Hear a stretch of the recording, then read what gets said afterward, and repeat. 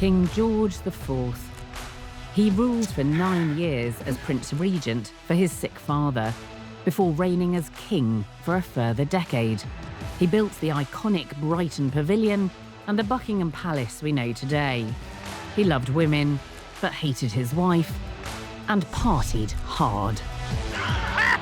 But around 3:15 on the morning of Saturday, the 26th of June, 1830, George IV was dead. He suffered for years with escalating bad health. Long live the king. George lived such an extravagant and overindulgent lifestyle, all manner of ills and ailments could have killed him. I'm Professor Alice Roberts.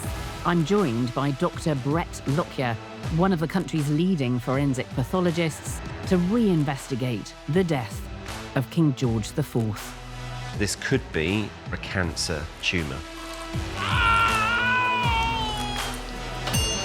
I'm going to work with a medical and historical team of experts to provide in-depth analysis.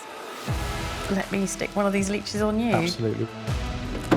It is extraordinary. I want to uncover the truth about the final days of England's most decadent king.